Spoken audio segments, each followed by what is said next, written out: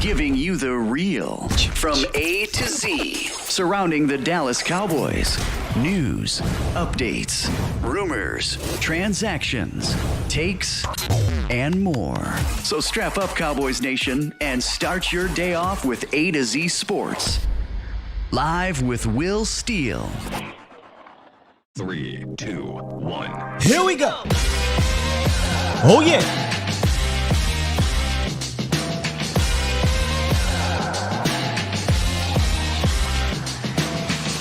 Good morning. Good people. Welcome to A to Z Sports Live, presented by Boston Scientific. We're streaming live on YouTube and Facebook. And, of course, I am your host, Will Skywalker Steele. Boom! Got a good one lined up for y'all today, man. Dallas brings in another high-profile prospect. That got me to thinking. That got me wanting to spin the block on this offensive line situation. So we're going to strategically navigate the trenches. We're going to talk about plans. We're going to talk about why Dallas needs to have a plan here and what that plan should be. Plus, and this is a big one, plus, got a special little treat for y'all later on in the show. You will not want to miss this. Believe me when I say stick around about 9:15, a little after the top of the hour. We will have on a guest and we'll discuss some things with that guest. I kind of want to keep this a little bit of a mystery until it actually happens, but I think you guys will absolutely love the conversation we're about to have with this person. So make sure y'all stick around for that, Cowboys Nation. Fantastic show lined up if everything goes the way it's supposed to. But what's good with y'all, Bomb Squad? Bomb Squad! I will not. But Toxic Tom, you probably already know what that is by now, you know, the 40-something years old. But look, I'm trying to get some things fixed over here on my phone. But how y'all doing this morning, man? I'm feeling really good about today's show. Not only about our later part of the show, but I really do want to have this conversation about the trenches. And, you know, discussing this yesterday on the volume, discussing this with you guys throughout the offseason. I feel like it's such an important topic that you can't talk about this enough. You just can't talk about this enough, because the more you dive into it, the more you see how fragile this thing is if they don't have a plan and they don't navigate this thing right. All right. So let's go ahead, dive into that, get a little bit of discussion on that. You can call into the show 351-999-3787. And let's get this thing going. All right. It's time! It's time! It's time! It's time. It's time. It is time for... It's time for the morning roundup. Round 'em up, boys. Hey, yo. Well, Cowboys bring in big Darnell Washington. Nah, I'm just playing. They bring in Darnell Wright, offensive tackle out of Tennessee, for one of their 30 visits. And like I said, when I saw this, it made me want to spin the block on this conversation. But first, let's read what one Dane Brugler, NFL draft expert, has to say about Darnell Washington. This is his overall thoughts on him. A 4-year starter at Tennessee, he lined up at right tackle in the Tennessee's up-tempo spread offense. After moving to the offensive line as a sophomore in high school, he fell short of expectations his first 3 years in Knoxville, but everything clicked in pass pro when he moved to right tackle as a senior. He didn't allow a sack in 2022. With the extraordinary power and torque, Wright creates a surge in the run game with the physical hands to latch, drive, and displace. While he's susceptible to inside rush moves, he reaches his landmarks and stays square as a pass blocker, relying on his length, punch, and stout anchor to stalemate rushers. Here's his overall thought. Wright will get himself into trouble when he sacrifices technique for nasty demeanor, but he naturally defaults to his raw power and body control to consistently win in both the run game and pass game. Plug and play right tackle and some teams have him on their draft board as a guard. And you wonder if Dallas is one of those teams that possibly has him on their draft board as a guard. So Wright got some fun tape, man. Watched him versus Pitt. You know, I wanted to see if him and Cansey kind of got squared up a little bit. And I saw that nasty demeanor that Brugler was talking about. I saw him use that snatch technique, which when I see college players use that, I just get excited, you know, because I used to think that's a developed type of move that you see mostly in NFL players, veterans. And he did that quite a few times against Pitt. And also watched him against Big Bad Bama and Will Anderson.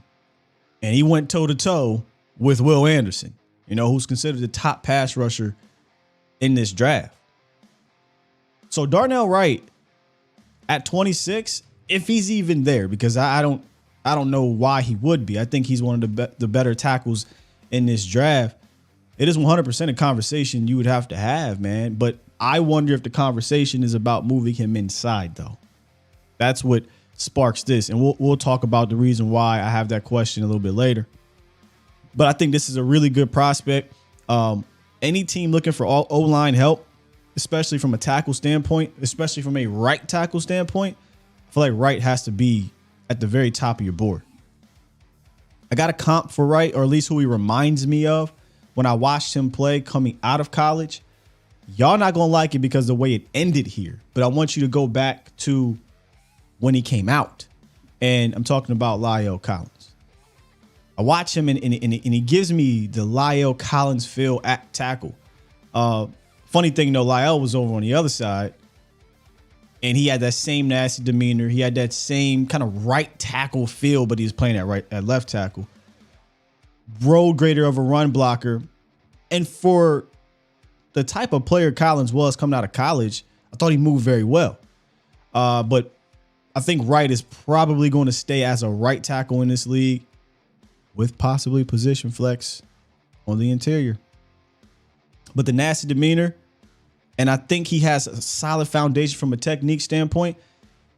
Huge upside for Darnell Wright if the Cowboys elect to go that route. Now, I'm not saying the Cowboys are going to take this guy, but if they were to take a Darnell Wright, how would you feel about the selection? That would be essentially two tackles that they might move in. I feel like if they were to take a Wright, they might be looking at him as a guard. I'm not hearing anything. I'm not talking to anybody. I'm just thinking about how this front office and how this offensive line is currently laid out. And it just makes the most sense that they would do that unless they don't believe in something else, which I want to get to a little bit later. How would y'all feel about Darnell Wright? Professor O said, go watch the Tennessee game. He bullied Breesy. Oh, I'll take that. You know, I definitely want to see him against a power player. I watched him against, no offense to Cansey and Will Anderson. Those guys are more, you know, I don't use the word finesse, but they aren't the power types that Breesy's supposed to be, right? So I'll definitely go check that one out. But absolutely love the film from Bama and Pitt. So if he's having good tape against three of the essentially top 30, 40 prospects in this draft, sign me up, man. Tino says, I love it. Come on, King. Don't do that to Wright. T-Dub said, run it. The truth is down with it. Jay says, snag him. It seems like everybody is on board with the Darnell Wright selection if he's there. Look, if Darnell Wright is there, something had to happen. Too many teams need offensive line help. And if you can get past, was it Skoronski, probably Paris, they may go before him. I feel like he's right there. So right after that, I feel like he should be taken. But hey, man, teams always tend to not draft the greatest, and then boom, maybe he's fall to your lap. So we'll see. So the more I ponder on these here trenches, man, the more I think the Cowboys have to have a plan. Okay. And they can't be too arrogant, and they can't be too passive, right? They have this whole thing is too fragile. If we look at the line, now look, we can get rid of Connor McGovern. Right? He's no longer here.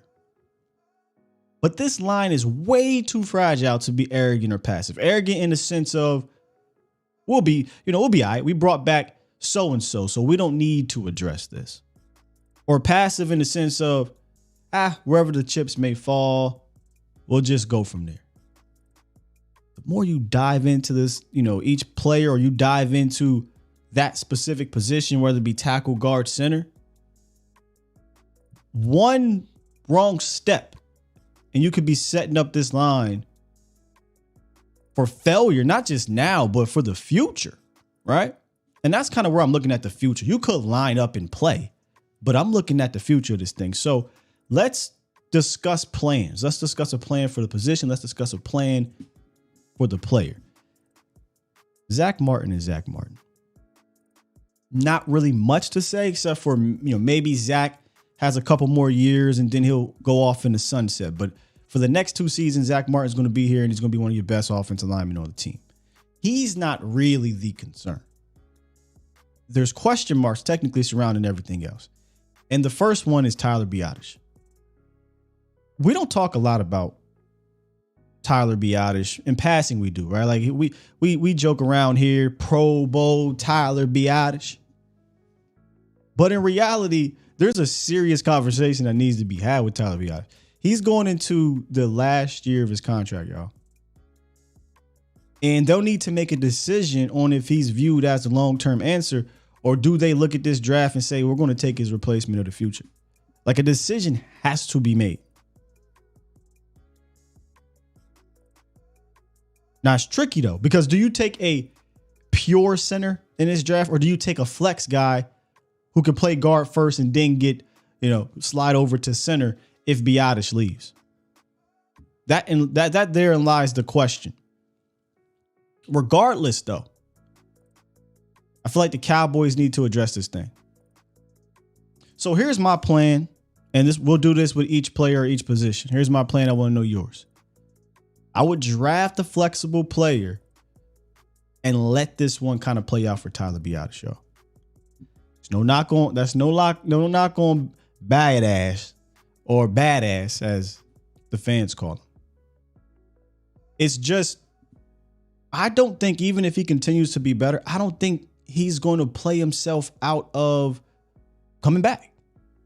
Now, I know, Cap Boy and money and things like that, but when you go look at, let me see if I got it here. Yeah. You go look at the top center money. I don't think he's going to get Jason Kelsey, Frank Ragnow, Ryan Jensen type money. We're talking 12, 13, 14 plus $1 million per year. I don't think so. I also don't think Tyler Biadasz is one of those guys. I don't think he is an elite center. I think he's a good player. I think he's a solid center. So I would technically draft a guy that can play guard. And if Tyler Biadasz does not return, you slide him to center. What would be your plan for one Tyler Biadasz? Let me see here. Bring Professor Rowe. I can't believe I bring back Zeke as center. Shaq said flex will save you money. And here comes the money. Here we go. Money talk. Here comes the money. He liked to save money. He loves to save money. Yeah, Lord, the McGovern, this is an old graphic. That's why I said at the top of this, don't worry about McGovern. McGovern's not here, but I just have the same graphic. Jay says, no way we're keeping Biadasz and Steele unless we're moving on from Diggs to keep one of them. F that. Well, in a second, we'll get there. DJ said, just take a good help guy, whether he is center or a flex player. What's good, Special K? Toxic would never let this go. Hire an actual GM. I feel you, man. Marcus Hardison says Tyler B isn't a world beater, but he isn't. Where you go? He isn't a bum either. I agree. Cowboys Nation. We may have never have another Travis Frederick dude was an alien for sure. So that's my plan. Draft a flexible guy that can play guard right now. And if you don't bring back Tyler, you have the replacement. You do, I think, have to get in front of this, though. Like you have to go into this draft with a plan. You can't just say, we'll just see where the chips fall. Because what if we're just throwing names out here? What if you draft Mafi, right? And he's here to play guard. And you don't draft the center at all, right? You don't draft that replacement. And then you get to the offseason and Tyler Biadasz is out. Now you're missing one of the most important positions on the line. And you had an opportunity to kind of protect yourself and you didn't do it. So doesn't get talked about a lot. There's not a lot of players that we're going to talk extension with. Biadasz is one of them, though. That 1-year deal on Biadasz's contract could loom large depending on what they do heading into this draft. But there's got to be a plan. It's got to be. And Jay brought up Terence Steele. Let's move on to my guy, Cuzzo. No longer am I calling him second or third cousin. That's Cuzzo. Terence Steele was given that second round tender, and he'll get like roughly $4 million. So he's technically on a 1-year deal. Technically, as we speak. So that's 2 highly dependent on starters on 1-year deals. That's why when you look at this thing, it is a lot more fragile than we really, I guess, than the media is really portraying. So Terence Steele coming off the ACL, I get there may be concerns about it. However, he's moving around well. I have this belief that his ACL injury from an offensive line standpoint, what he's asked to do isn't the same. I know we get a little bit spooked because of Michael Gallup. I don't think from a mental standpoint, and look, man, it's probably a little bit biased to say this because I don't know Terence Steele's mentality. But doesn't it just feel like Terence Steele is a guy that can overcome adversity from a mental standpoint? Doesn't he feel mentally tough? When you go through a rookie season the way, he went through, and then come bounce back, get thrown in the fire the next year again and respond, and then continue to work as hard as he did, he just feels like a mentally tough guy. So while the mental aspect of ACL injuries are real, and there will probably be something there for Terence Steele, it feels like he can overcome that. That could be a little bit of bias speaking here. But from a physical standpoint, I think he'll be fine. When is a question. We're told that he's above, he's ahead of schedule, and we love to hear it. But Terence's arrow is pointing up, man. Before he got hurt, he was already one of the best run blocking right tackles in the league. Point blank, period. And he also showed continued development as a pass blocker. For whatever reason, there's this thing around Terence Steele that, he's not a good pass blocker.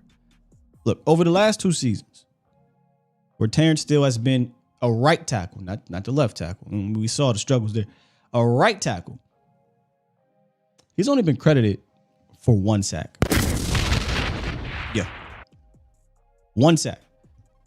Last year in 2022, he had 1 game where he was credited for more than 2 pressures. And only 2 games like that over the last 2 seasons.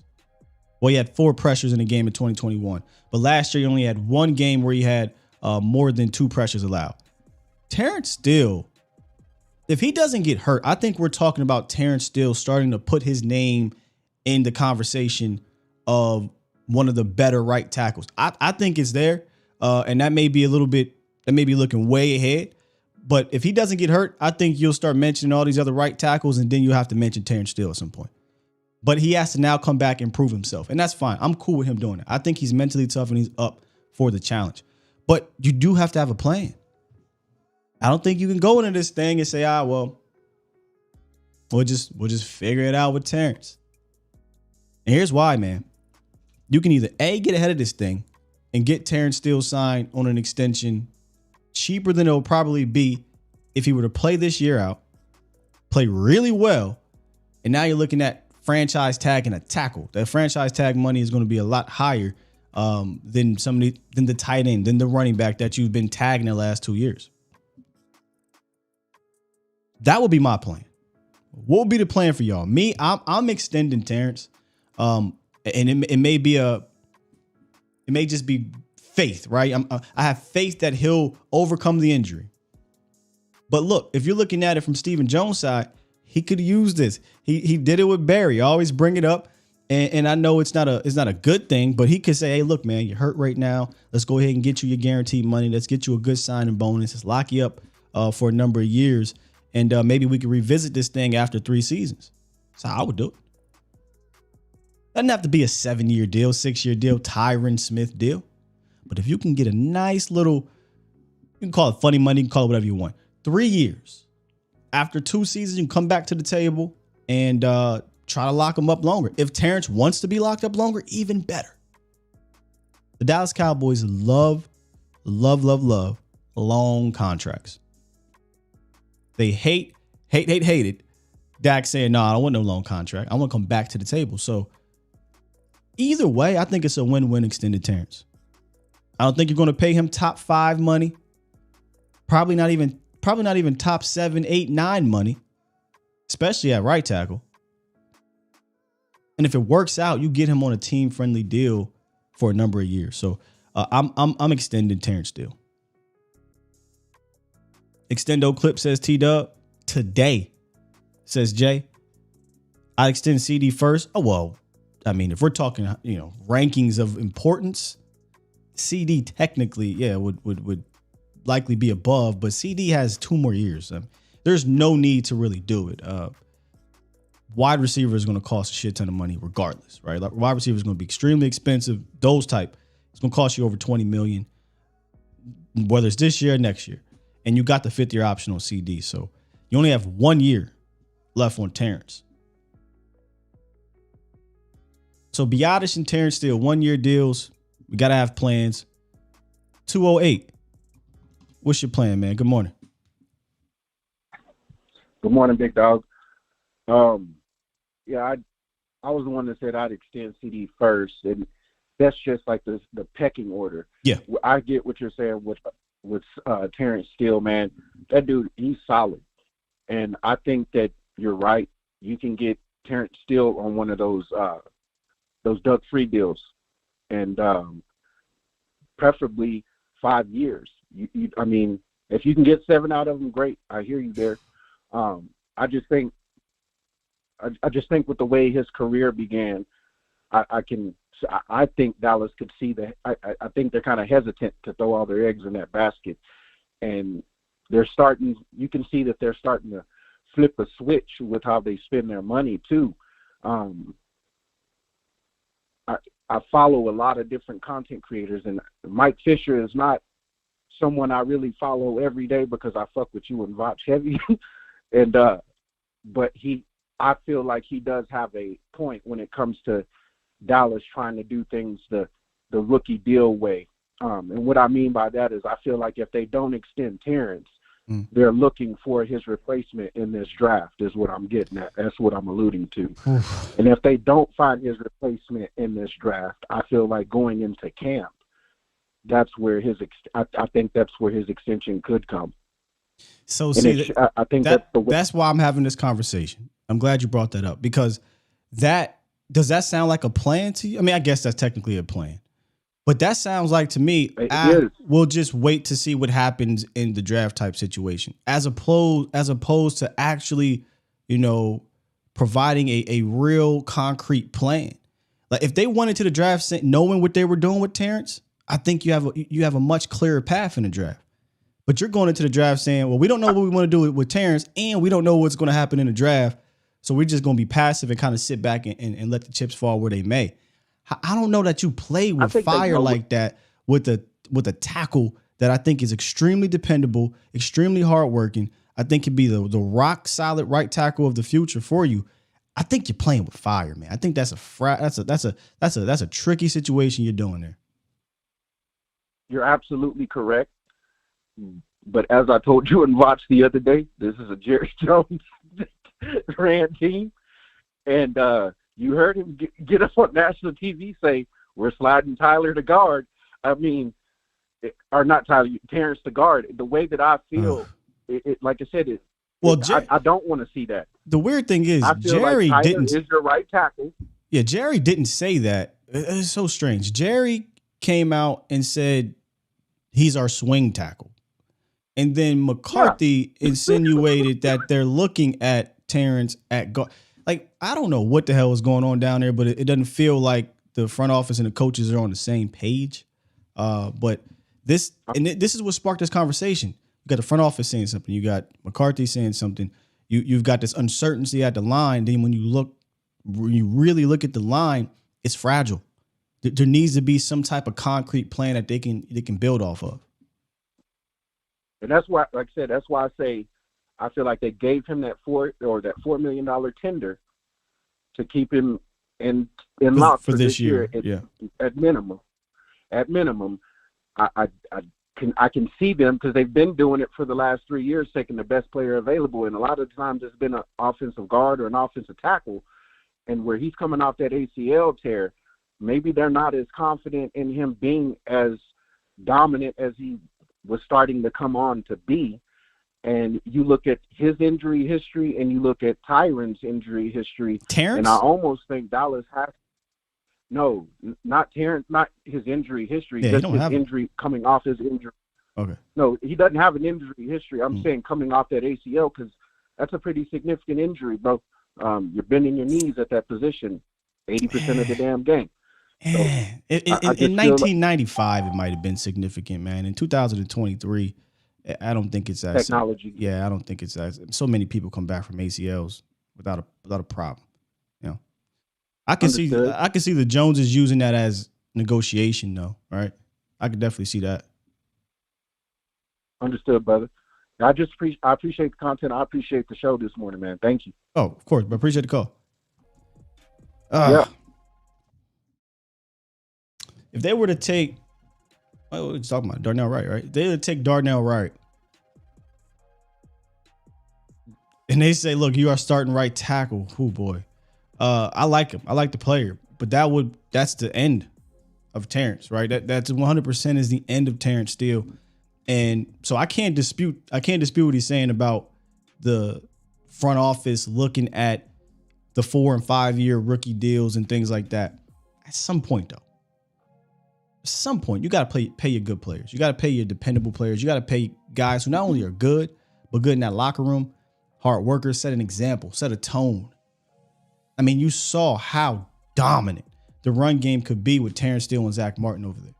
You see his pass pro arrow pointing up, not down. He sets a great example. So, I mean, look, man, I think he's worth it. I think he's worth paying, market value at the right tackle. They did it with Lyle Collins. And if we're being completely honest, his arrow is pointing up more than Lyle's was after year 3 with all his, off-field laziness, accidents, and things happening surrounding around him. So I hope they don't get gun-shy because of what happened with the Lyle situation. I hope they understand that they got a guy I think is dependable at right tackle. But if they're looking to move on, what do you do? What do you do? What do you do if they take a Darnell? They could technically, legitimately just say what they said before. Hey, Terence Steele's our swing tackle. He's back to being our swing tackle, which he was 2 years ago. You hardly ever see something like that happen. But we are talking about the Cowboys. Fascinating conversation. Couple more minutes, and then we'll hopefully get our guests up in here. Let's talk to Chris, because I know Chris would be fairly quick. What's up, Chris? Yeah, Scott. What's going on, bro? What's going on with you, man? Hey, so I heard you guys talking on Botcher's show yesterday about double dipping at offensive line. Yeah. And I personally love that idea.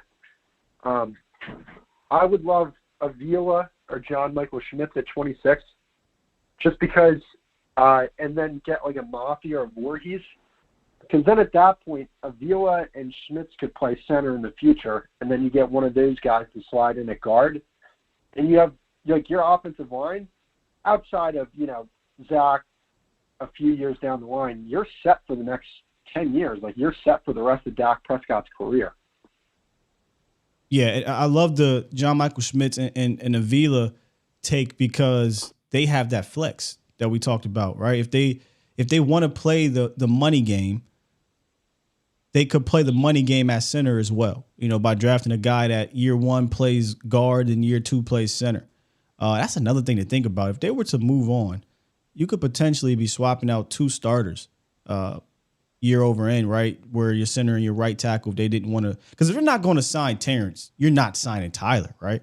Like, in my opinion, Terence Steele's a better player. So if you're not going to extend Terence Steele, why would you extend Tyler Biadasz? Both of them probably won't. Yeah, do you think that, because I think that Biadasz is a better offensive lineman than Connor McGovern was, and Connor McGovern got a nice little contract there. Yeah. I mean, are you talking about Terrence? No, I'm talking about Connor McGovern, because he got a nice little contract there, and Tyler Biadasz is a better offensive lineman than him.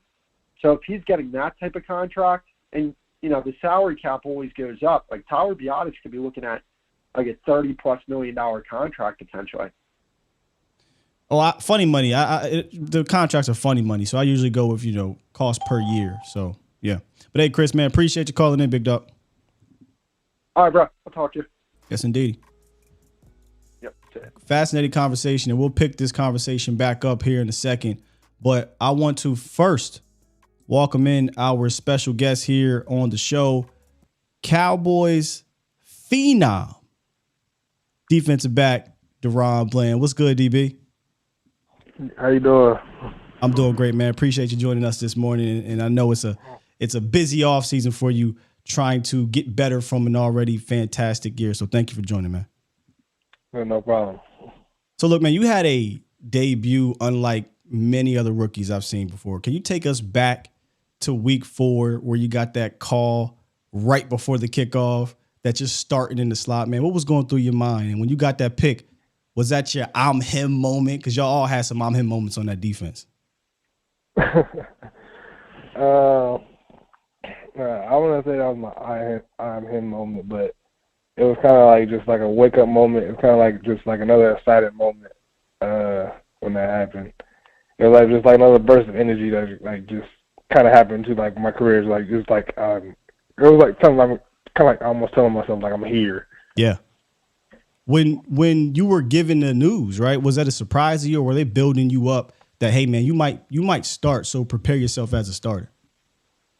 Oh yeah, I was definitely going into the game. I did not think I was going to start. And then when we got the kickoff, next thing I know, I got somebody coming up to me saying, "You're up." And wow, I had to just change from there. I had to change my mindset from how I had to approach the game going in. Man, look, I know, I can only imagine how fired up Dan Quinn was after that game. Because, we listen to Dan Quinn. We get fired up ourselves. What's it like having Dan Quinn lead that side of the ball, man? Oh, man. Dan Quinn, he's got always brings like another burst of energy to the team. He's like almost like another teammate. That's how he is. Another brother. That's how close he is with the guys and everything. Michael calls him uncle. Yeah, he's real close, but yeah. Look, it's nice having DQ around. DQ and Al Harris, who is it? Trayvon Diggs. Trayvon Diggs talks about how Al Harris is big in his development. Did Al Harris latch on to you as well as a developmental player? Oh yeah, definitely. Early on too, latched on, just teaching me from the standpoint like from the corner standpoint, and then also being the nickel, and just allow me to like see different views. Yeah. He was a great corner himself. So. Yeah, he was. He's the famous interception. Does he talk about that a lot in overtime? Right. No, he ain't talking about that. All right. I just say that to see.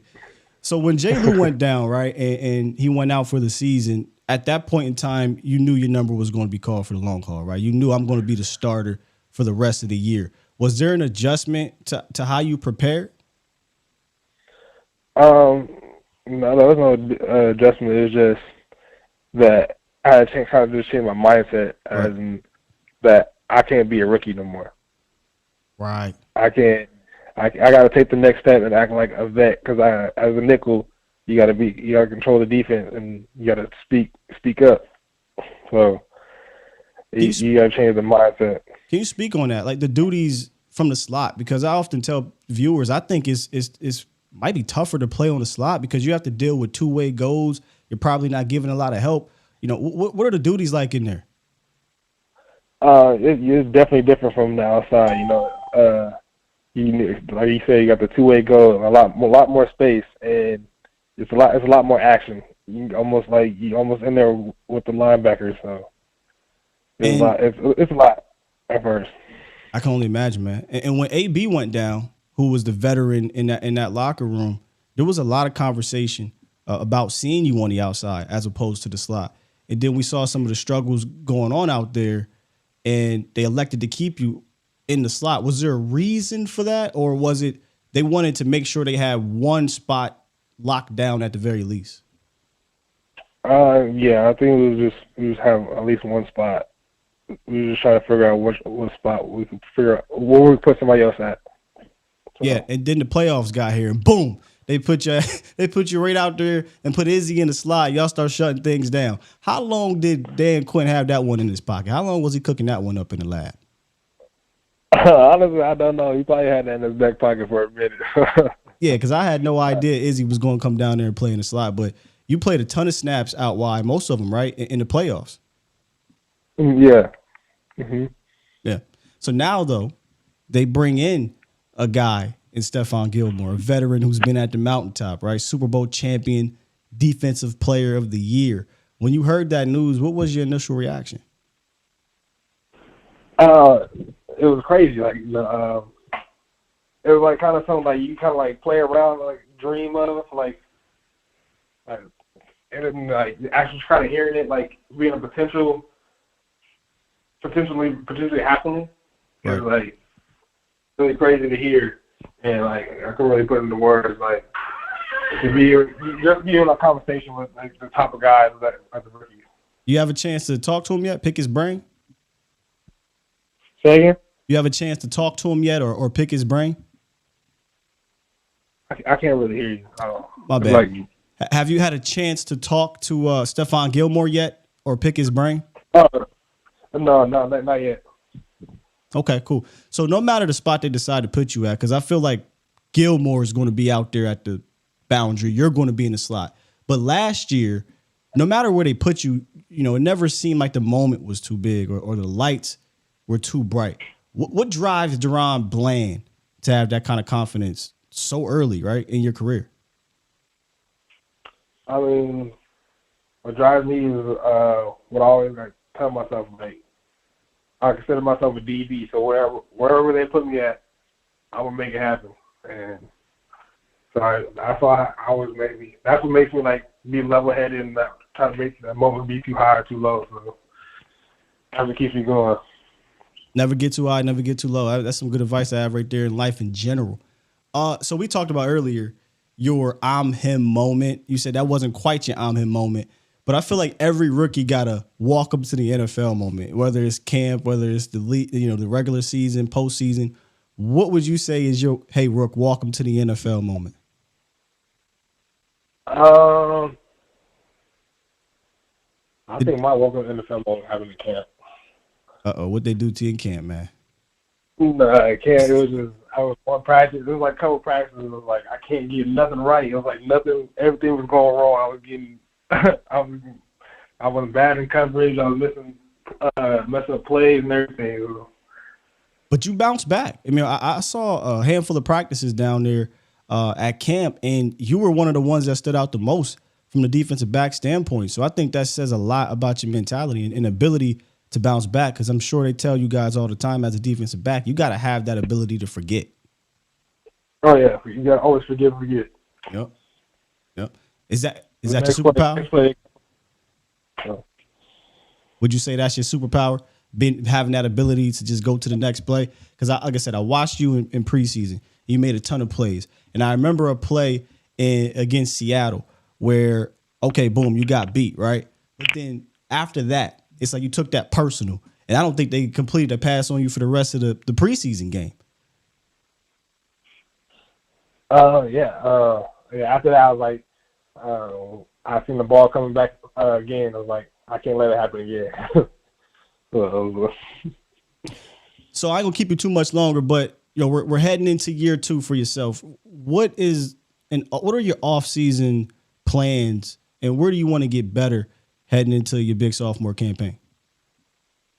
Just going in and trying to make sure my body is right, first of all, so I can sustain this long season, longer than college. So that's first of all. Then just trying to stack on this from this rookie season, and just trying to get out there and have fun, really.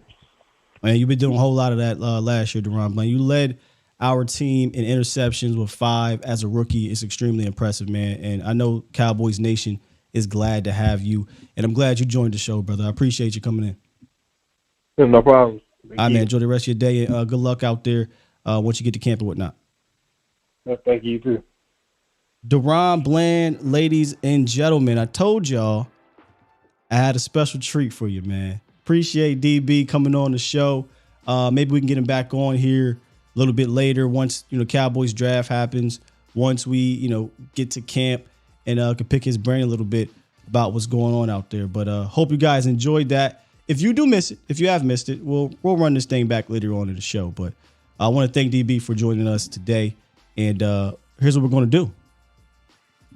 Going to take a quick little break. Come back. I'll get into the chat. See what you guys thought about the Daron Bland guest appearance. Then we're going to talk some more Cowboys football, man. And y'all know what we do. We got to take a quick break. Got to talk about Boston Scientific. In the U.S., more than 30 million men suffer. In fact, 39 million men suffer from ED. Boston Scientific creates edcure.org to help you find your best cure. To get started, head on over to edcure.org. Take the quiz, learn your severity and risk of ED, and boom, they will help you find customized content. Visit edcure.org. Get the facts. Find a urologist who can offer treatment options that work when others do not. Again, that's edcure.org. Brought to you by Boston Scientific. Say it with me, y'all. It ain't hard, but you can be. You're listening to A to Z Sports. Do it live! At some point, hoping to broadcast In front of the millions of Cowboys fans to bring you the real. But for now, strap up and here's your host, Skywalker Steele. I'm Luke Skywalker. I'm here to rescue you. We'll do it live. Man, it felt good to hear from Daron. Say it with me. Anything but Bland. That kid's going to be special, man. I think he's going to be special for the Cowboys. I definitely want to follow up with him once we get to camp. And, something that stood out to me when listening to him was how he talked about his welcome to the NFL moment wasn't a hit. It wasn't one play. It wasn't, being embarrassed by doing some type of routine they do for rookies. It was, I had a shitty practice. I had an absolutely terrible practice, but he bounced back. And if you guys remember when we talked about that Seahawks game, I said, that's what I want to see because he was just killing it. I want to see how he bounces back. And that's what Daron Bland did, man. 5 interceptions this year. Yeah, he gave up some plays, but that's going to happen, especially when you're a rookie. You're going to give up plays. You're going to get beat, but can you make plays? Can you beat the guy? And he did that, man. So hopefully y'all enjoyed that one. Bit of a surprise. Usually I will promote that type of situation, but I kind of wanted to surprise you guys, and I will take this audio and we'll repurpose it, and you guys can just watch that by yourself. Appreciate the love in the chat. See my bro Rory in the building, Lee. All you guys giving us love for that. Shout out to my guy Sosa, of course, always helping spark those conversations. He throws an alley. I just got a oop. So hopefully y'all enjoyed Daron anything but Bland, Cowboys Nation. Have fun with that one, man. All right, so here's what we'll do. I'll hit the phone lines first, and then we'll come back and we'll finish this trenches conversation. Let me get Toxic Tom in the building. What's good, man? Good morning, Sky. First off, congratulations.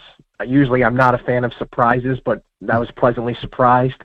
I was hoping it was Ryan Nall, but, Bland's all right. No, I'm kidding. Hey, That was Ryan awesome. Nall, how was your cup of coffee with the Cowboys? That'd have been it. That's it. That's the end. Shoulder feeling better, man? I know it is. But back to your conversation you were prior to talking with. It's an excellent conversation that needs to happen. And when it comes to my faith in the Jones boys having a plan, that's like trusting Bubbles from The Wire staying clean. These people, I just cannot trust them whatsoever. I mean, they have let me down so many years with their terrible foresight, with their terrible plans, but now all of a sudden they're just going to have that coming to Jesus moment and realize, man, we've been garbage for nearly 30 years. We know what to do now. Nah, fam. I can't see it, because the one domino that needs to fall, and it needs to fall now, is you need to get Dak Prescott extended. Once that hurdle is out of the way, because his cap hit is like $60 million next year, which, before anyone blames Dak's, for his contract because he's, quote, greedy, the Jones chose to do this. They pushed his cap hit to the later date, which we wanted them to do, but when you keep pushing money back with less years on that deal, it grows. So unless you get that done, they kind of tied their hands behind their back. They kind of did half of the move, but not the whole thing.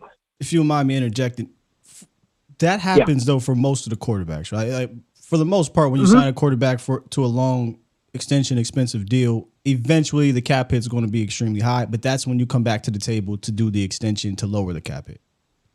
Absolutely, 1,000%. And I remember I asked you on that Friday ago, looking at the Lamar Jackson situation, I'm starting to wonder if Dak Prescott is the one saying, no, hold up. I want to see how this plays out, because, hate it or not, the Cleveland Browns really screwed the pooch with the quarterback market by giving Deshaun Watson a fully guaranteed deal with that amount of money. Now, I'm not saying that Dak and Deshaun Watson are the same person, but when you have a fluctuation in the market and the asking price just skyrockets, every quarterback in the league is going to perk their ears up. I mean, Joe Burrow, another one. I think it behooves Dak to wait and see how that plays out. But if I'm the Cowboys, if you don't get that done, that really hurts your situation, because Diggs, personally, my hot take, I would not be surprised if Diggs holds out this offseason, because he's on his last year. He's looking around the league. Yeah, I don't even know if that's hot, Toxic. Go ahead, though. You're getting to it. Yeah. And I look at Steele, if I'm these guys, why would I take less to get money early when I know that I'm already worth a premium? And that's where I think the situation really is hurting them, is if you get Dak Prescott's deals done and you free up that cash flow, it opens up so many more possibilities for you down the road, where you don't really have to make the tough decisions right this second, because I don't believe in that when the window is open. If you have a franchise quarterback, your window is open. I'm with you. Go for it. I'm with you, man. And I hate hearing that. Oh, the window's closing. If you got a franchise quarterback, then the window ain't closed. You need to build around that. No. The window has been open, and if they enter this offseason and they don't get next offseason, they don't get it done, my biggest fear is they're just going to blame Dak, and they're just going to do the same dog and pony show and say, we like our guys. And I just, again, Bubbles, man. I want to believe they finally figured it out, but a lot of fans in the chat are probably going to eviscerate me for this, but name what have the Jones done for us that we liked and it worked out in the end, other than what the people who are here when the Cowboys actually won a Super Bowl. And if people are going to there's a YouTube channel, I think, that released a beef history between Jimmy Johnson and Jerry Jones that really divulges the type of man Jerry Jones is. He's the type of guy that went to a table and toasted a bunch of coaches he just fired for their Super Bowl victory. The level of petty we're dealing with. So I hope it works, but in the end, you know, what happened to All In, Tom? I'm just curious. I was all in when they were making their moves, and then all of a sudden it grinded to a halt, and then Jerry opened his mouth. Then it was like, God, here we go again. I hear you. He can't. He has to find a way to get in the way. He has to. So, other than that, I hope everyone has a great day. The weather's starting to get good where I'm at. So, everyone, please have a blessed weekend and bring back Ryan Null. Bye. What is it with this Ryan all up? Appreciate you, Toxic. Always fantastic hearing from him.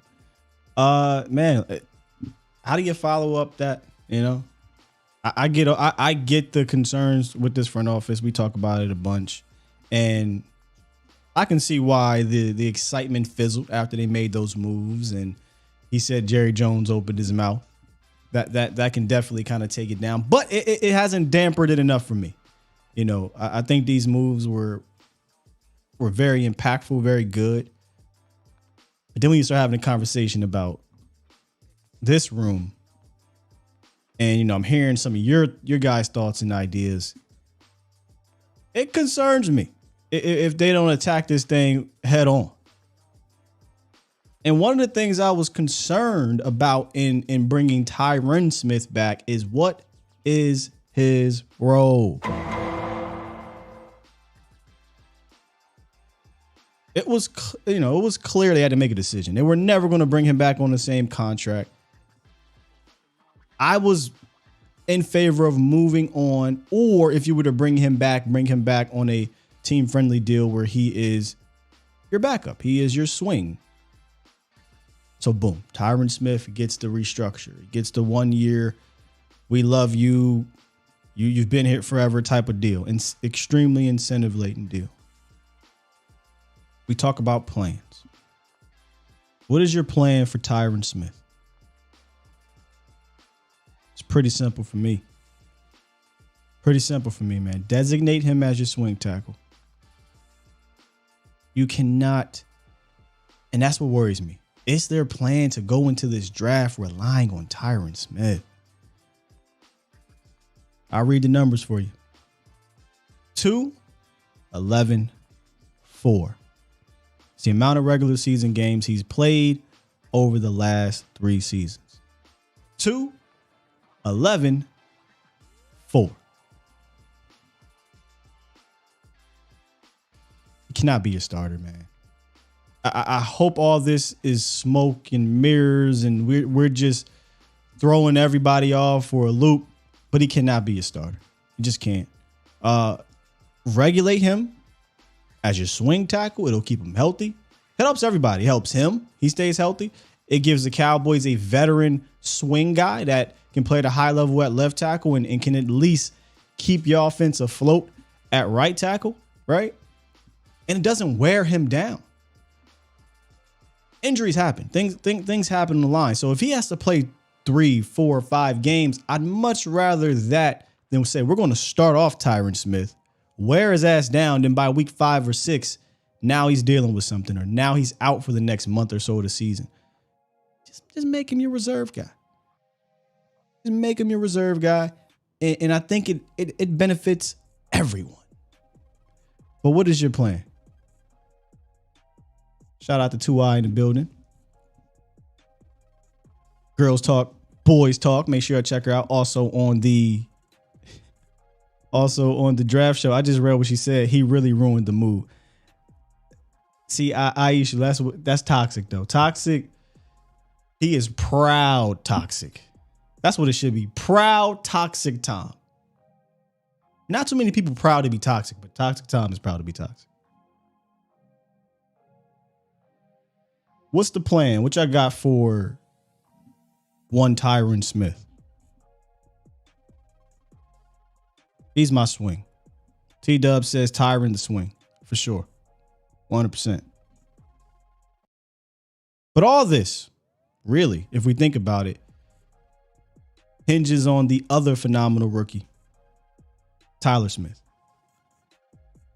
He very well could be considered the linchpin to this entire offensive line. Whatever they elect to do with Tyron Smith could set off a chain reaction, honestly, to the rest of the offensive line. So he's a little tricky. He might be the trickiest one on this list, but not for the reason of, he's not good enough here or good enough there. I don't know what to do. It's he's good enough at both of those positions. And if I make one decision on Tyron Smith, that will technically affect what I do heading into this draft. So he might be that one player where you can use his flex as an advantage. You can go into the first 2 rounds of this draft, because yes, I think they need to come out of this draft in the first 2 rounds, 3 at least, with an offensive lineman, where you can go into this draft and say, okay, look, if a tackle falls that we like, I kick Tyler inside. If a guard is there that we like, I keep Tyler at tackle. But I think you have to narrow it down to that. I don't think you can play around and say, well, we got Tyron Smith. We'll pass on this guard that fell or this tackle that fell in the first and second round because we have the flex of Tyron Smith, because we have Tyron Smith. I think that's a mistake. I think you, in a way, still need to have a plan. Yes, the plan can be to use his flex as an advantage, but the Cowboys can't go into this draft passive, and they can't go into this draft arrogant. Because I just laid out how fragile this thing could be. Not just for 2023, if we're talking about an injury. We didn't even talk about the backups, right? The Balls and Waletzkos of the world. You're not even extremely confident in those guys. But how fragile it is beyond. How fragile it is for the future unless they lock some certain guys up. Unless they have a plan going into 2023 draft. Sticky situation up here, man. Sticky situation up front. And it is, without a shadow of a doubt, the number one need heading into this draft. Man, I was about to bring Danny on. Give me a second, Danny, because I know you want to talk about O-line. But I got to hear from my guy, the original OG, B-Bird. He's back in the building. He's in the building! Hey, what's up, Scott? How you doing, man? I had to bring you in like a celebrity, man, because I ain't heard from you in a while. yeah, appreciate that, man. What's up, brother? So Scott, I don't really, what I do a lot of in draft season is listening. I think it takes time, put the effort in to actually have a good conversation about it. That's true. So you, boss, landlord, I listen to all y'all shows. I'm still listening and just gathering information. I listened to you on Parsons a few years ago. We like, man, this guy's this, that, and other. I was sold on it as soon as you said it. And so I just try to listen to y'all, just try to get the information, and because I don't want to do the injustice coming in talking about people I hadn't really looked at. I think y'all do a great job of that. So, y'all are my sources on that. Appreciate it, man. I lean on a lot of other people as well, brother, so you ain't alone. Yeah, there's a lot of people I didn't name in there. I just named a few. But the Cowboy community, man, is just golden, to be honest with you. The effort y'all put in, the work y'all put in, it's kind of unmatched, man, if you really look at it. So I just appreciate everything that y'all do. Thanks, brother. One of the things that, and I'll tell this to Toxic, because Toxic, really I've kind of went through some of the same things that he has. How can you not be part pessimistic over the last 26, 27 years? Right. But one of the things that I see in the background is that this organization with McCarthy is kind of taking shape the way it should, in a different manner, in the sense that when you bring a coach in, you say, hey, coach, this is your team. You get your coaches. You call the system. You do everything. They didn't do that, but McCarthy has kind of worked his wizardry to where it's becoming that to me. Because I think this offseason has him written all over it, with Cooks and Gilmore. But I'm going to say one thing, too, here, and I thought about this the other day, and I was just calling it. I'm going to throw something out. It's good with the Cooks and Gilmore, but it's bad overall. I'm going to make a statement, and I could be wrong, but you can correct me. this offseason acquisition of Cooks and Gilmore are the biggest acquisition for the Dallas Cowboys since Charles Haley. Offseason. Dion, right? No, Dion came during the season. Oh, off season. Ooh, that's heavy. I mean, Leroy Glover is up there, right? I don't know if you consider Leonard Davis because he went to the Pro Bowl. He was pretty dominant for a couple years, but that might be fair. When you combine the two, yeah. Like when you combine Cooks and Gilmore, you might be on something. Yeah, that's good for us for right now. Oh yeah, T.O. Terrell Owens. Yeah. Yeah. Yes. And I still think that these two guys with this team could actually be more impactful than that. That's why I asked the question so people could because I couldn't really in my mind think it out. But yeah, T.O., that is a good one also. Yeah, but it's right up there. So you're not. It's not like you're saying something crazy. Yeah, and I almost think like the Cowboys are actually getting it right this year. They are a great drafting organization, great at going to marshals, picking up free agents. But it's almost like if I go and I'm making a cake, man, I got the best flour, I got the best chocolate chip, I got the best oven to cook it in. I got all these things, but I'm not adding sugar. And I'm wondering why it's not coming out right. And so what they're doing is now they're adding the sugar in, and they say, oh, this is how it's supposed to taste. Yeah, that's how it's supposed to taste. You can do all the other things, but if you don't put the right ingredient in, which is quality free agents or quality additions in the off season, then that cake ain't gonna taste right, man. And so, hey, Scott, that's all I had to tell you, man. I just want to get off the phone with you, man, and continue to listen. I appreciate your show. And I hadn't been calling in again, but I've been listening all the time. So, hey, you have a great day, man, and I'll talk to y'all later. Thanks, man. Appreciate the support as always, B-Bird. I know you be tuning in, dog. Yeah. Man, that really made me think there. Best off-season acquisitions since Charles Haley. I definitely got to put Leroy Glover up there. He came in here and was great. Saw some people say Joey Galloway, but I mean, he was a high-profile acquisition. I mean, hell, you might as well. Roy Williams was actually during the season, wasn't it? Look, I'm not putting Joey Galloway in that. Profile, sure, but I think the combination of Cooks and Gilmore is 100% right up there. And I think they'll be able to have now Haley help you win Super Bowls, but I think they'll be able to have a huge impact on this team in general. So interesting. What is happening in the chat? Come on, y'all. What's going on, man? All right, let me lock these up. We got boom, about 5, 1, 2, 3, 4, 5. Yeah, 5 callers. So let's get back to Danny Savage. What's good, Danny? Good morning, Sky. I didn't see the craziness in the chat. I must have missed it. Yeah, man. It's some shit going on in the chat, yeah. I think Dallas probably has about 3 plans, and they're going to wait for the draft to play out because it just doesn't make sense that they haven't extended Steele already, and it seems like they're throwing him to the back burner. I mean, and Tyron as swing, the only swing he's seen is at the playground with 6-year-olds. I'm sorry. What? And my friends call me the king of one-liners also. If a right tackle falls to them, they're going to look at it as, yo, we took this undrafted free agent out of Texas Tech. Look what we made. Look what we did with them. We can do something better with a right tackle first-round pick out of Tennessee. I just think that might be Stephen thinking, I'm trying to say counting his pennies. That's the way it's thinking because it doesn't – something – now he's going to play guard. It's just fishy. It just doesn't make sense. And maybe they're thinking about it as, all right, we're going to pay Dak about $250. Micah is going to be close to $200. Let's just be honest. He is.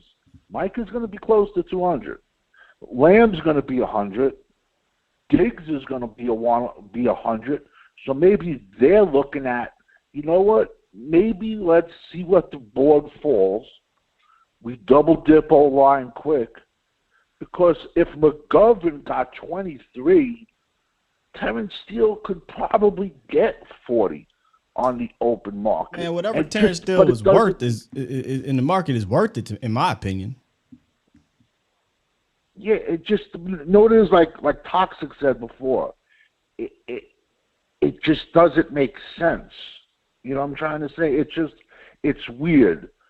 Like, how do you, you shot out lottery numbers before with the amount of games Tyron's played the last 3 years.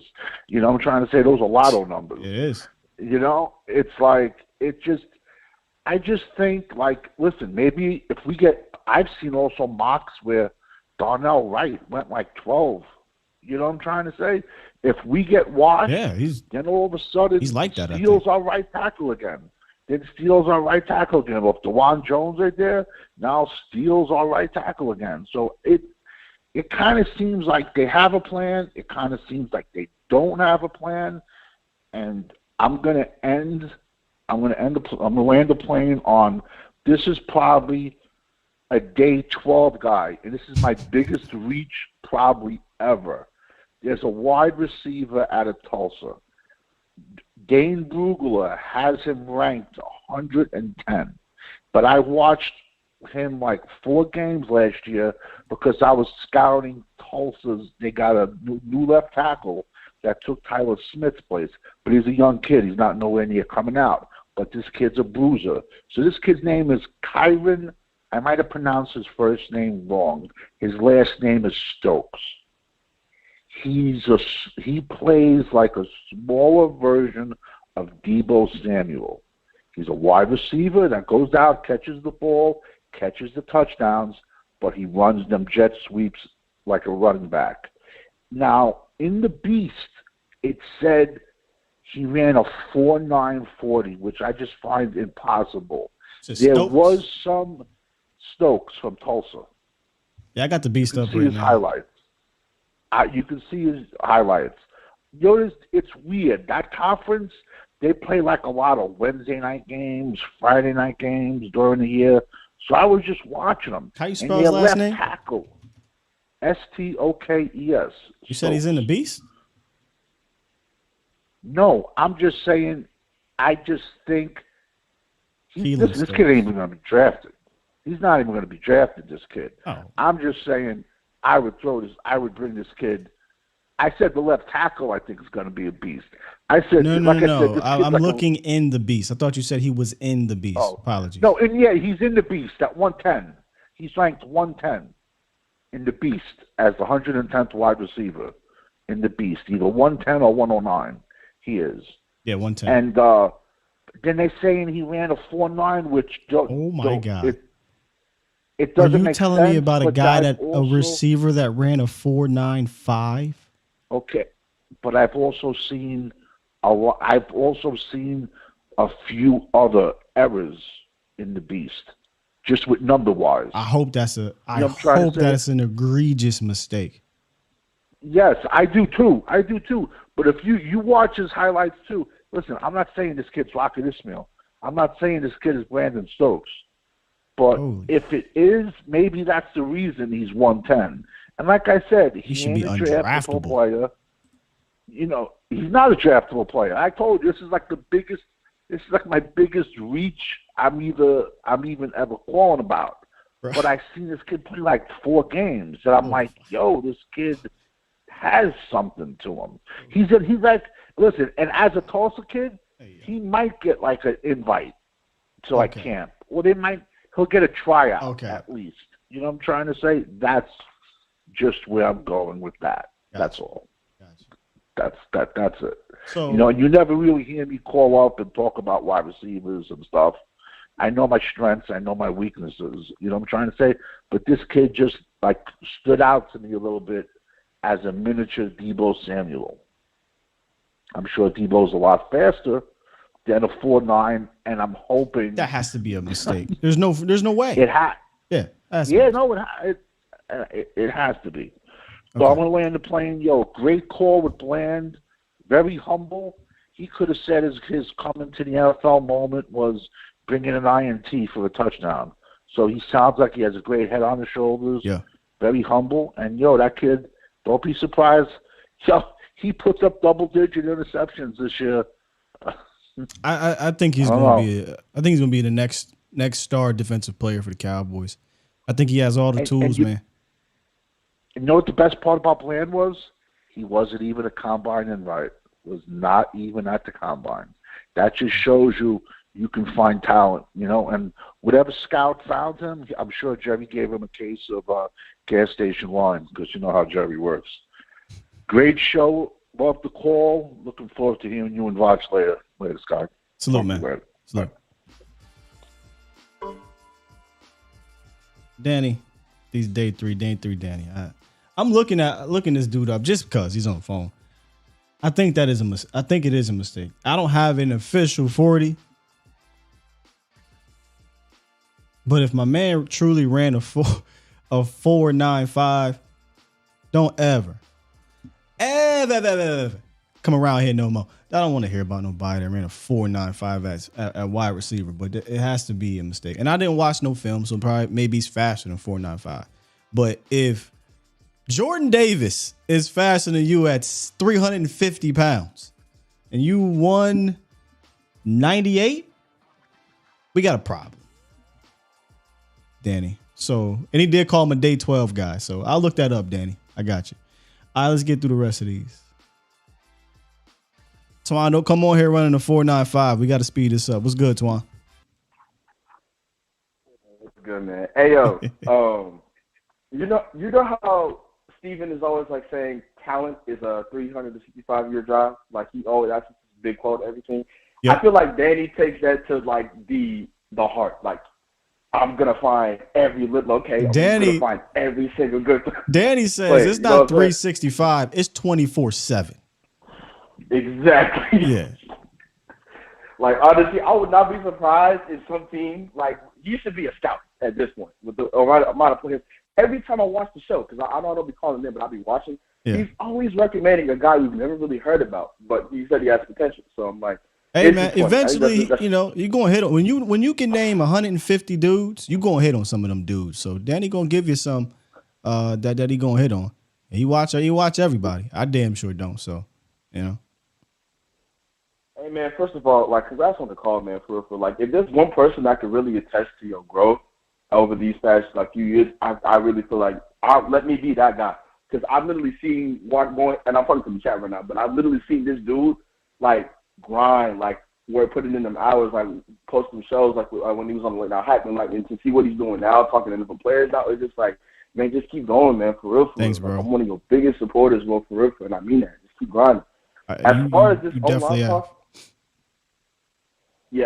this O-line talk, though, I really feel like us Cowboys were kind of really overcomplicating it. But at the same time, I get where y'all concerns are coming from, because I believe Marv had a good point, too, about, like, how I think they're really getting it right.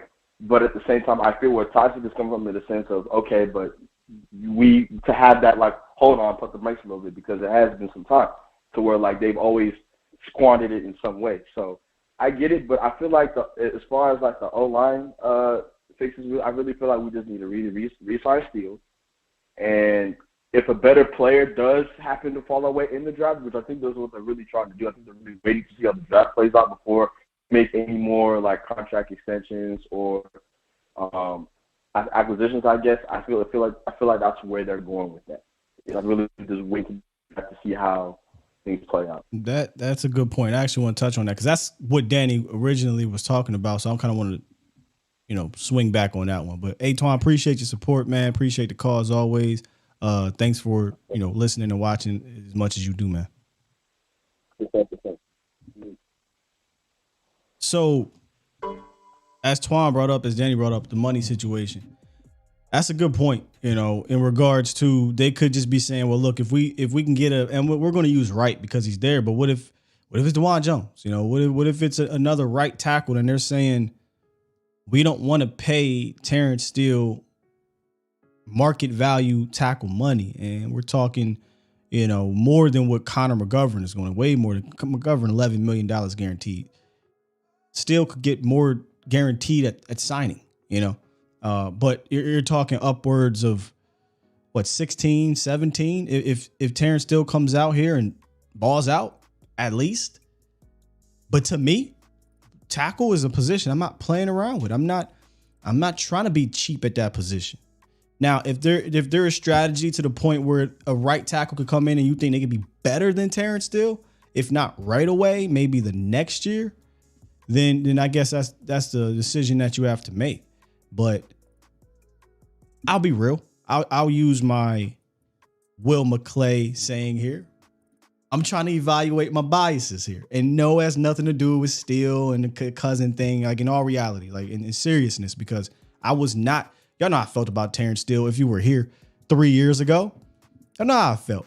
But I can acknowledge, when I have new data, I have more data. Terence Steele, I think, is one of the best up and coming right tackles, if not already in that conversation. He ain't an elite right tackle, but I think he's in that tier too. I do. And that's me truly removing my biases, but I am battling that. Not going to lie to you. So I say just lock him up. But Danny brought up something, and I don't like to think about, you got to pay this person and that person in 2025. They could be thinking of it that way. They could be thinking, we want to keep Diggs. We want to keep Lamb. We want to keep, obviously, Micah. And all these dudes are going to cost a lot of money. And if you're paying Dak too, it's going to cost a lot of money. Where can we cut costs? Where can we cut costs and skate by? They could be looking at right tackle, man. I don't like it, but that's a real possibility. They could be looking at right tackle as that position that they can draft a Jones or whomever, right? Whether it be first or second round, and maybe they don't start. Maybe they're not a starter year one. Maybe they're just a replacement for Terence Steele. Nasty business. Nasty business. Not fire I'm willing to play with. All right, let's get Tony from Tampa. What's good, T? What's good, man? What's up with you? Hey, man. Hey, look, man. First thing first, man. I've been saying this the best morning show, man. I'm going to give you your flowers since you gave Law his flowers, you know what I'm saying, the other day or whatever, man. But, hey, look, you be lying to yourself if you said that you did, you can wake up in the morning and not catch your show, man. You got the best show to me, you know what I'm saying, because you get your voice of everybody else. And, even if you didn't have Daron Bland or no players on there, I still feel like you got the best show because you get different angles from, different perspectives, people, that call in. And, yeah, man, I've been telling you had the best show anyway. You have. I appreciate it. Your flowers, man, right now. So that's first thing. And, yeah, man, I'm going to tell you like this, man. Everybody say Jerry, they got a problem with Jerry. Look, man, we've been knew what Jerry been doing, man. He's been doing this for years, man. I trust him. I trust what they're going to do. I trust what they're going to do in the draft. I ain't going to be mad if they draft anybody. Actually, they can draft a tight end in the first round. They can draft right now, I think we're in a good position. I think the best position, really, as far as being able to fill our needs than we've been in, like, a couple years, like, in a while. Yeah. So, I wouldn't be mad at any pick, man, tell you the truth. But I do feel like, I feel like a lot of Cowboy fans are, like, harsh, man. Like we want too much. We expect too much. Like, let them people do their job, man. They're going to do their job, you know what I'm saying? And they pretty confident in what they're doing, you know what I mean? Do you think what B. Bird said earlier, like it's justified to be scorned a little bit because of the failures over the last 3 decades? Yeah, as a fan, you can be, but the people going to do what they're going to do anyway. You know what I'm saying? It doesn't matter really what we think. You know what I mean? They're going to draft who they want to draft. We just got to roll with it. I'm a fan of the star. I don't care who playing. I don't care. You know what I'm saying? Yeah. Everybody can leave. You know what I mean? I'm a fan of the star, man. So it is what it is. You know, we can complain all day, but they're gonna still do what they do anyway. So I will say this: it is what it is. I wrote this word down because this is why when I talk to y'all, it reminds me the word trust. Right? You said, I trust what they do in the draft. That's fair. Yeah. Right. That's fair. If you look at the last decade, they have been on fire. We talked about mild, hot, and shut the cluck up hot yesterday. They've been in fuego with their first round picks. And, you're right. That last year's pick, man, was awesome. I'm talking about, man, that boy, he's going to be, so I don't care where you put him. Tyler? I don't care if that boy, man, I don't care where you putting that boy. Yeah. He gonna move some people out of the way. So, whether we draft a guard and put him out or whether we draft a tackle and put him in, either way, man, we good. You know what I mean? So if we get a guard, we good for the next, 4 to 5 years. We get a tackle, let him sit, just like you were saying, let him sit. You know what I mean? And get that depth and get that knowledge. And then, you know what I mean? Then we good for the next, 4 years?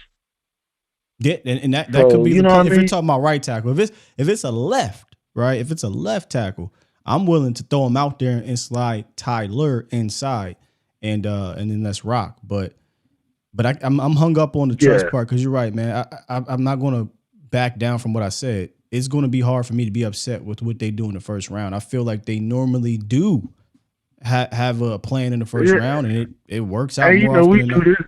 Cowboy fans do this every year. We like, oh man, what are they gonna pick in the first? This and that. And then when they do pick him, they be like, oh man, you know what I mean? Then next thing you know, he turned out to be a straight beast. You know what I'm saying? So you know what I mean? We just need to relax. That's man. Why I said everybody need to let them. That's why I said it don't matter who they take.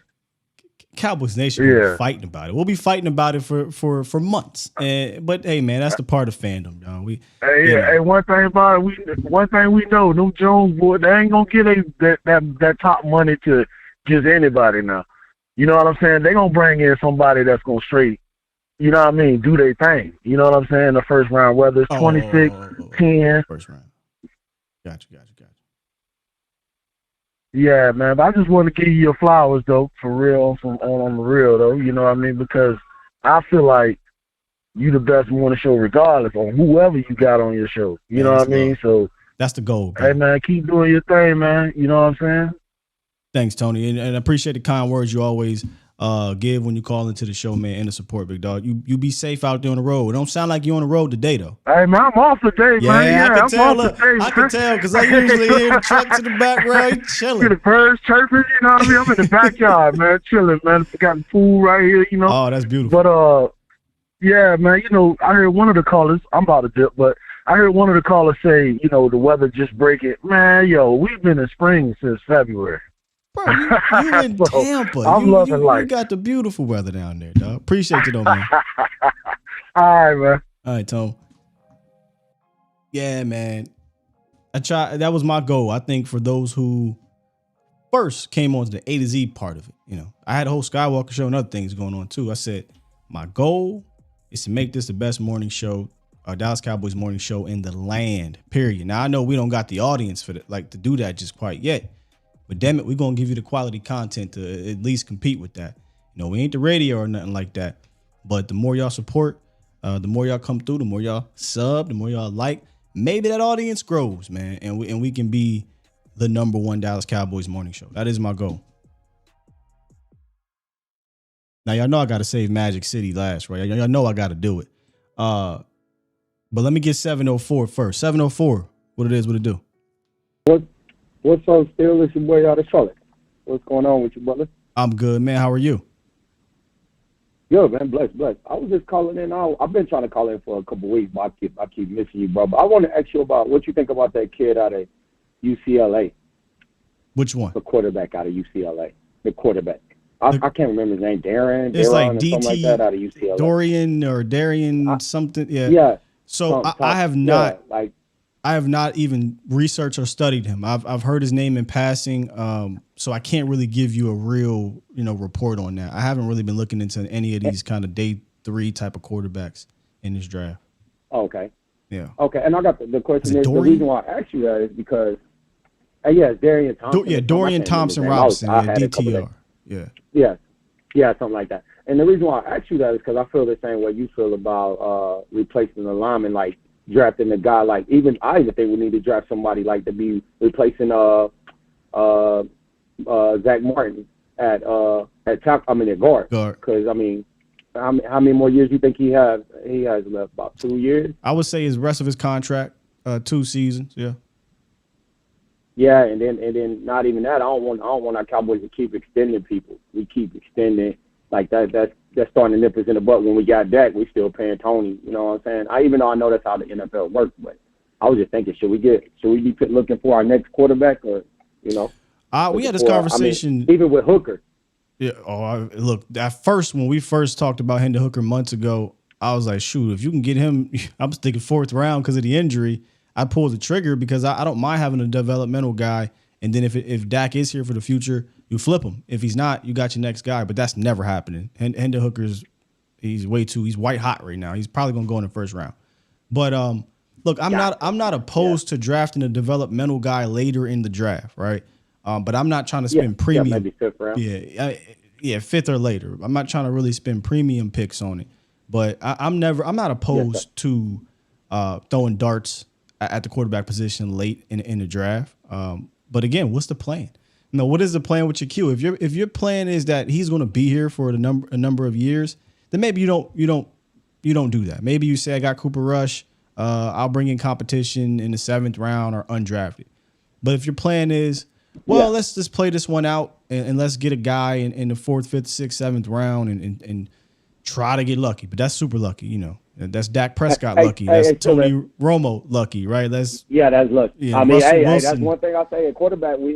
We have been lucky at quarterback with but I'll tell you one thing. I know how we always say our Cowboys draft well, but I would go against that and say that we draft offenses real well, and I think we missed on a couple of defensive players because I wanted TJ and we drafted Taco Charter, and like last year we dropped it or 2 years ago we dropped it what's the name, Boss Man Fat.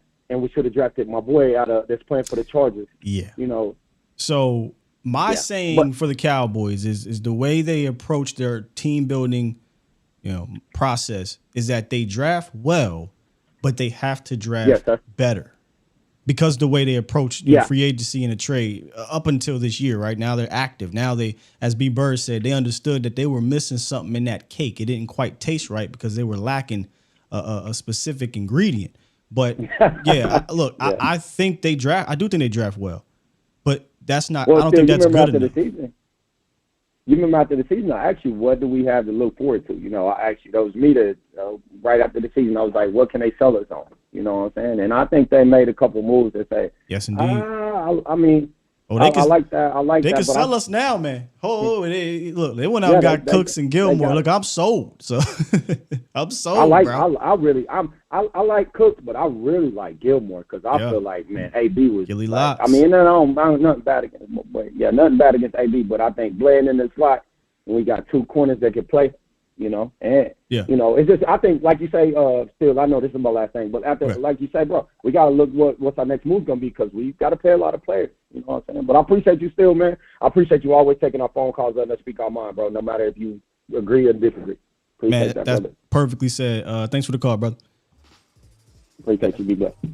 Perfectly said. Look, I would take all y'all's calls, whether we agree or disagree. Just know. Be able to handle this heat, man.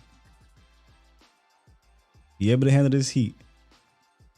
I like to debate. I like to push back a little bit. And hey, push back on me if you don't agree. I love to talk it out.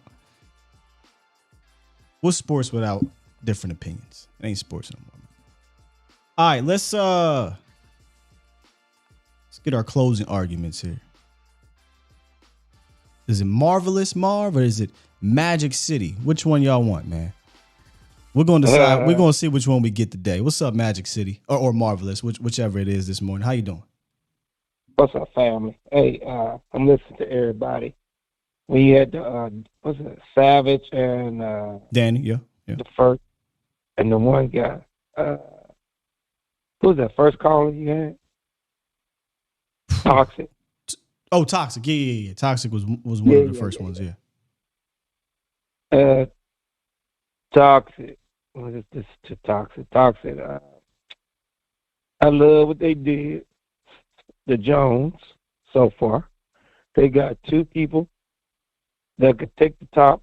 The receiver. It's gonna be dangerous. I guarantee you get over 1,000 yards. I'm putting that down. Two, the cornerback is gonna make the other cornerback play like he's supposed to play. Going to make him on his heels. Talking about Gilly? Yeah. Okay. Gilly is going to make the other corner play like he's supposed to play. He got on the tackle, and he can't be playing too far off like he do sometimes, taking it for granted. Because everybody keeps saying they're going to go for Gilly. No, they're going for Diggs. And it's going to make Diggs really play now. You know, as you say that, right? This is what I'm excited about. Yeah. With Gilmore. I do think he is going to raise the level of play for Trayvon Diggs. And here's why. How many times did we kind of joke throughout the season that, all right, man, Trayvon Diggs looking pretty bored over there. Next thing you know, boom, they hit him with a double move. And not because, Trayvon Diggs hasn't gotten better against those, but because he got lulled to sleep. They're not targeting him. Yeah. And it's human nature to kind of be detached, throughout the game if that happens. It's like baseball players out there, whether it's Little League or Teen League or I wouldn't say professionally, it's a bit different. If you're not getting the ball hit to you out there, you tend to kind of just look up in the sky and kind of just get bored. And Diggs came out and said, man, they don't even target me. Like, I want some action. Well, you're going to get it now. You're going to get a lot of action. You're going to get that action now. Yeah. So I'm with you. We better see his worth. He's going to get a lot of action. Because Gilmore know how to play that zone really good, and he know how to tackle, and he'll bait you for interception. You think Diggs know how to bait? No. This guy know how to cover two people at one time. I watched the tape on the guy. He, what I'm saying. Only person that got him sometime, it was I think was in that Philly game, and Philly played him, and Philly still barely beat him. You know what I'm saying? And Philly beat the Colts at the last minute. And that's going to be crazy. The two, with the Joneses, I'm not going to get mad at the Joneses. Marv, I know you're not going to get mad at the Joneses. You love the Joneses. I love Steven, because I'm a star first before the players. Remember I told you my favorite player all the time is Dorsett. When he got traded, you think I went to Denver? When Dorsett got traded to Denver, you think I was going to go to Denver? Hell no, I'm a Cowboy fan, man. Life. So, you know what I'm saying? So y'all got to get your feelings out of the players. Now, with Steele is probably worth they probably want to give him $9 million a year or $10 million a year. He's not getting no 16. If he try to go in there and tell him I'm getting 16, Steven Jones gonna look at him like, man, I gave you a chance. You know what I'm saying? It go both ways. I gave you a chance when another team didn't draft you. You gotta remember, Steven Jones, if you don't get drafted and you do good, he gonna give you some money. But if you come in here with that foolishness, talking about you Parsons, what you mean by you come and talk to him like you Parsons, he's getting rid of you, man. He don't care. So what if? So all right. So look, let me play a game with you. What if Terence Steele, he goes in there, he has a number. They say no, politely we decline. So go play on the tender, right? So boom, Steele goes out there, he plays on the tender, and Terence Steele continues to play like a borderline Pro Bowler. Now what? Now are you still saying the same thing? Like he's not worth market value right tackle money? Well, right now, right. He's one of the best run blockers. He is. I love Steele. I ain't gonna hate on him, but you gotta play the two players that they really love. I'm gonna tell y'all, it's 88. That's a jersey sale at number 11. Yeah. He's more popular than Dak Prescott. Them two players are the two most popular players on the team. 88 and number 11. The person that they love, because he got loyalty. They at least hate it. $100 million contract is number 77. He said, I'm a retired Cowboy. He's going to retire Cowboy. He's not going nowhere. So he might play Like you might not want him to play, or he might do the, you know, he gonna play from the beginning because they want to make sure still all the way 100%. So he might start the season at right tackle. Their favorite player that I'm catching on, if y'all ain't catching on, the player they really love is 58, Tennessee. He's a marvel. If they get him, he's your starting left guard. Oh, guard. Yeah. He will be an all-pro guard. They will have the best tandem on the left side ever. Now, if they can't get him, okay, the other second guard, okay, the other two, is the TCU guy and the UCLA guy. Mm-hmm. Them the other two. They already got a game. I love his pace. Yes. You know what I'm saying? So I'm not going to hate on the Cowboys, whoever they draft. You know, I don't want them running back. If they draft the running back, I'll be like, oh, yeah, we got the running back. Then I know they're going to draft the guard for sure in the second round. And then D-tackle going to be in the third or fourth, the linebacker. They love the guy from Iowa State. They and I know you saying this, they 4 players they like is Nolan Smith, Georgia. The DN from Iowa State. They like the TCU guard. They like the UCLA guard, and they like the tackle. They like the Georgia tackle, and they like Tennessee. Them the 6 players that I know, and they probably got Bijan. But like me and you say, there's a lot of Bijan. Everybody acting like Bijan is Herschel Walker, and we had Herschel Walker, and what we do? We traded Herschel Walker for 11 players. I mean, you ain't lying. You know what I'm saying? So all these, and I'm not worried about what they do. And another thing. Another thing. I got to tell you one thing. One? God. Well, yeah. Okay. Remember, because you know, me and you got in an argument. We had a lot of chances to win Super Bowls, even in this 27 years, and we choked. We choked. Yeah. We let the Giants beat us twice. A 9-7 Giant team came and beat a 12-4 Cowboy team. Then went on and win the Super Bowl. Yeah, that's great. And they went on to win the Super Bowl. So you can't blame the Joneses for that. We choked, and we choked the last 2 years because we went with Kellen Moore, dumb Kellen Moore system, and made our quarterback look like he a punk. Who hired? And y'all all mad at our quarterback. Who hired? And we had a right play caller. Who hired? Oh, let's put it this way. If we had the San Francisco play caller, I guarantee you he would have drew up plays and it would have made Dak Prescott. Y'all have been loving Dak Prescott right now. For sure. Because he'd have ran simple plays, 2nd and 2, probably a draw, got 8 yards, and then a screen, and then hitting Cooper. And you know what I'm saying? We would have drove down and probably won. But we had a young kid that cost us 2 years.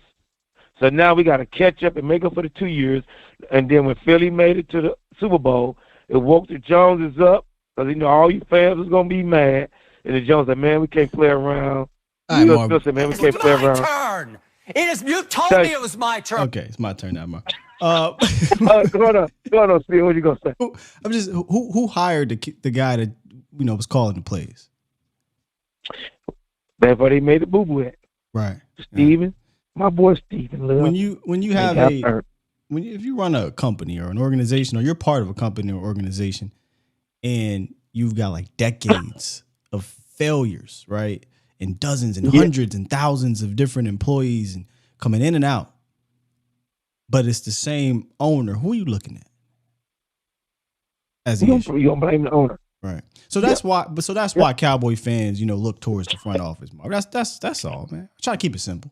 I know, but I'm just saying, we still, even though they make some blunders, and they made some good hires too, or some good decisions. If they hire me and Steele to do our job, and we go and do a doo-doo, and they favorite tier is me and Steele, and everybody say, oh man, they favorite tier Marv and Steele, and we still making blunders. Yeah, that's their fault.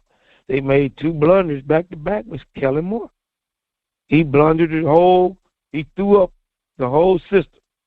You know what I'm saying? And like I said last year, you know, me and you always talk about that. The first year, we had 2 minutes and 51 seconds left and 3 timeouts, and we choked. And then we got the ball back again, and then we didn't get, Marv, then we didn't get the chance. I hear you, Marv. I don't really want to. You know what I'm saying? You know what I'm saying? Yeah, I know. Yeah, we dropped the ball. We dropped the ball.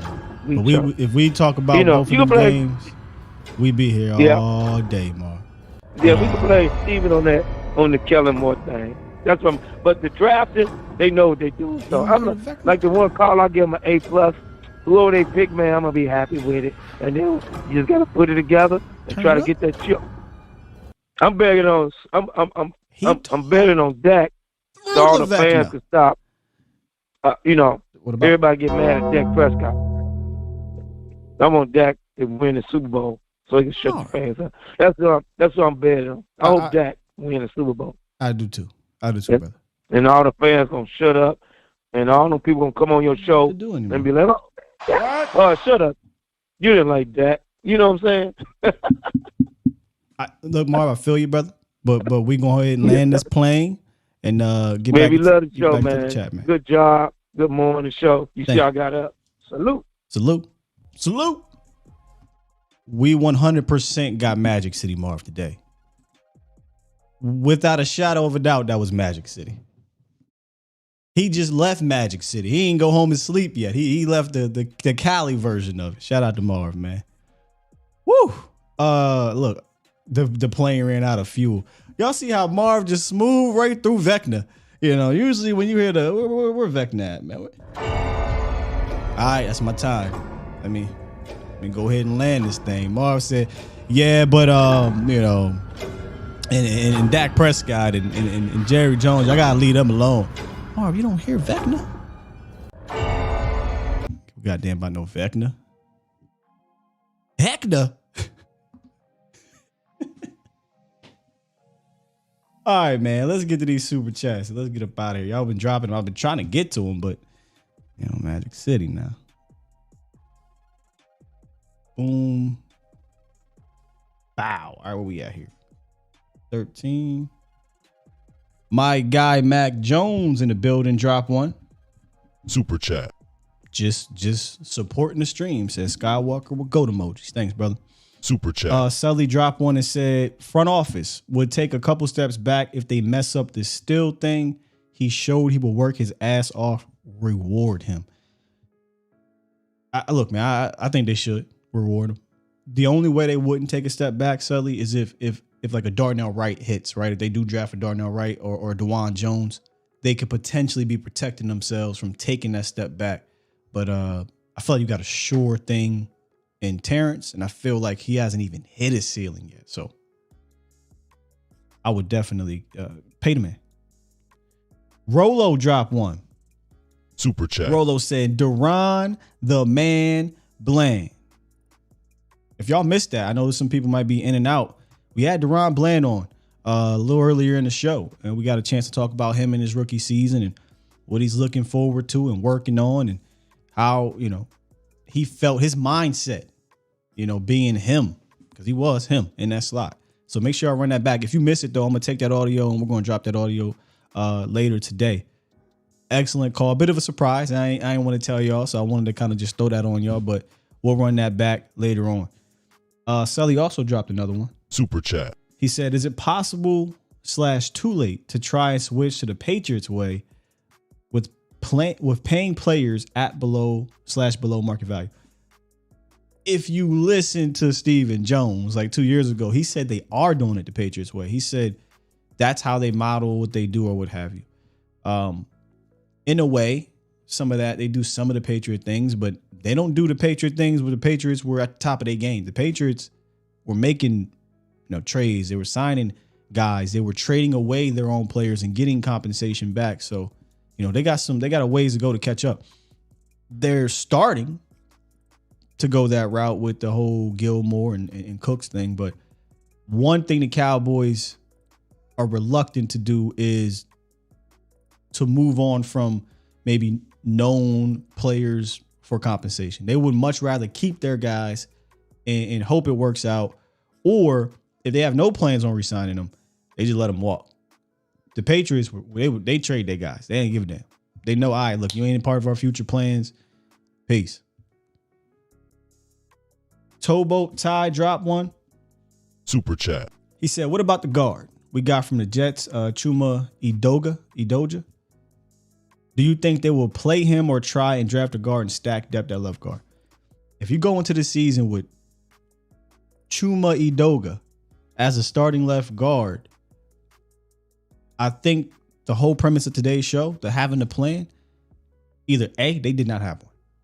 They were passive. They were, hey, we'll just let this thing fall as it may. We're going to take the tight end in round 1. We're going to take the running back in round 2. We're going to take the corner in round 3. We're going to now dip into linebacker in round 4. Then, Mafi might be there in round 5, which would be actually good. But they'll draft a round 5 guy, but he ain't ready. That's the only way I think Idoja plays. If they completely swing and miss, or they don't attack the guard position in the first 3 rounds. So he'll be in camp. He'll compete. He's got started. I think he can be a part of the 8 or 9 guys you carry on game day, but I don't think you want him to be your starting left guard. I think he's here to kind of give them insurance.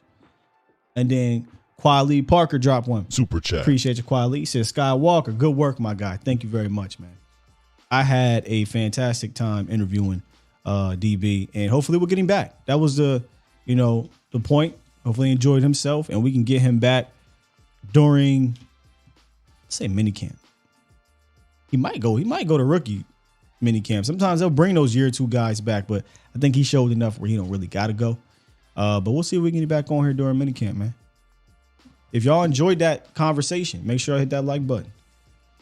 Make sure you sub up. We're going to try to get back on this road. For those who have been here for a while, we've done many interviews with players, but we kind of took a bit of a hiatus on that. So maybe we'll try to get back into the swing of things. It's so much easier to get them during the off season. They're not as busy than it is to get them during the season. So we'll try to keep doing that, man. Shout out to my guy Sosa throwing the ollie. I just got to oop. Is there something going on tomorrow? Is there going to be a show tomorrow, says Toxic? Unless something come up. Should be a show tomorrow. So I'll be here.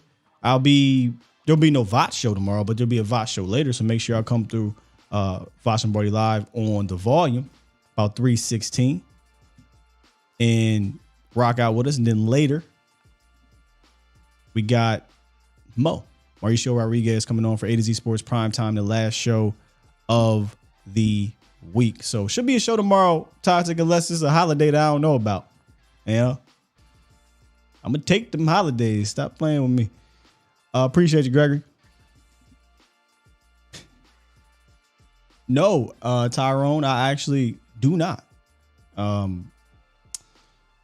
Life happened when I went and came back home, but I try to still stay up on things. But hey, man, if I would have known what I know now, I actually would have just went to a broadcasting school and just did that. But thankfully, social media and my passion kind of collided at the same time, and boom, man, here we are. Appreciate that, Tyrone. All right, I'm gonna press this button. Get up out of here.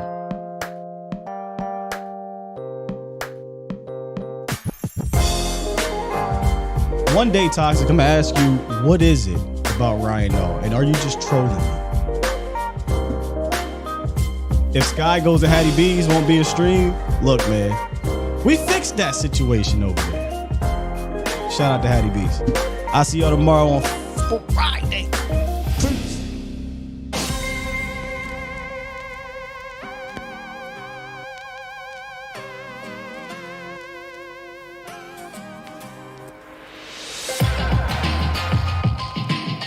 Yeah, that life thing that happened is about to be 12 years old now.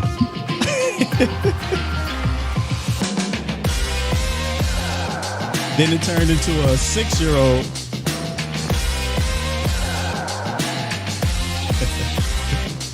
It is what it is.